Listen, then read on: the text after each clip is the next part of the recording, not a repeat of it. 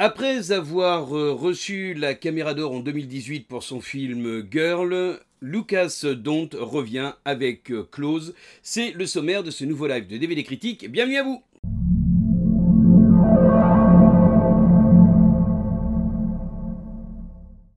Il y a parfois des films que l'on se prend en pleine face, notamment parce que pour des images choc ou simplement pour un sujet un peu sensible.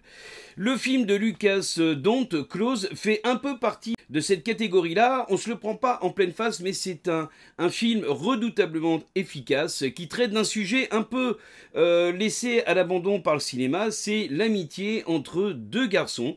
L'histoire suit les pas de Léo et Rémi, deux garçons de 13 ans qui vivent une amitié fusionnelle et qui, lorsqu'ils intègrent l'école, vont se retrouver confrontés à une question qui va venir briser leur univers et surtout leur faire poser des questions qu'ils ne s'étaient jamais posées. Et c'est tout l'intérêt de ce scénario et de la mise en scène de Lucas Dont, c'est d'aborder le sujet de cette amitié masculine vraiment sous un angle complètement innocent, en restant à hauteur d'enfant, qui ne se pose en fait qu'une seule question, c'est qu'est-ce qu'il y a de mal?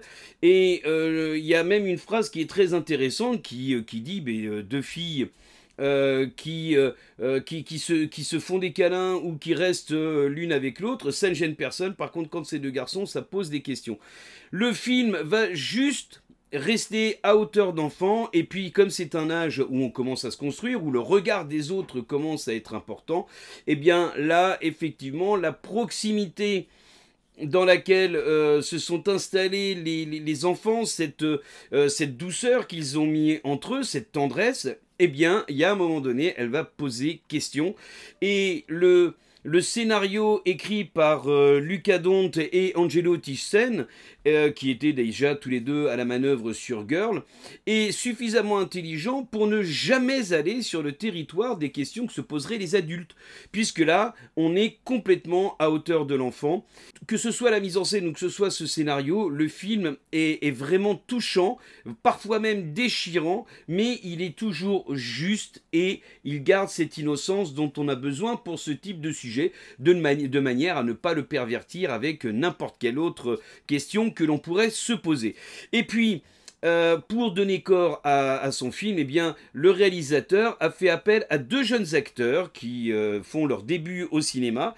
Alors, il y a d'abord Gustave Devael, qui lui joue Rémi, l'un des deux garçons, et puis Eden Dambrin, qui lui est Léo, le deuxième garçon, et c'est surtout autour de Léo que la narration va s'axer parce que c'est lui qui, à la fois, sera le premier à se poser cette question sur l'image que reflète leur amitié et puis sur le besoin qu'il a de toujours être proche de son ami.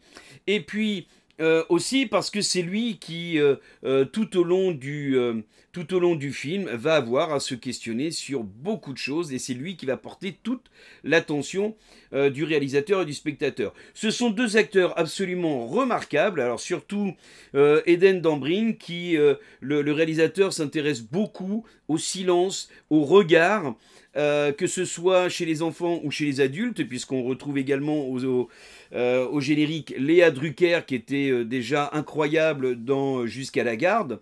Là, ici, le réalisateur se focalise sur le regard, sur les silences, et ça donne des moments d'émotion, mais intenses, d'autant que le jeu de ces deux jeunes comédiens est relativement et particulièrement juste, à la virgule près.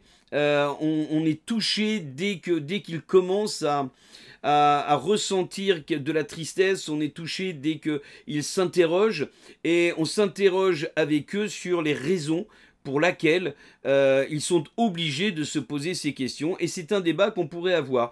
Pour conclure, je dirais que Close est très loin d'un sulfureux François Ozon. C'est également très loin de la violence d'un Xavier Dolan. C'est réellement un film tout en sensibilité, tout en innocence et tout en émotion que je vous invite vraiment à découvrir. Ça sort le 1er novembre sur nos écrans et ça a reçu le grand prix du jury à Cannes. Voilà, donc c'est vraiment une belle surprise et je vous invite à vous précipiter dans les salles le 1er novembre pour voir Close. À très bientôt.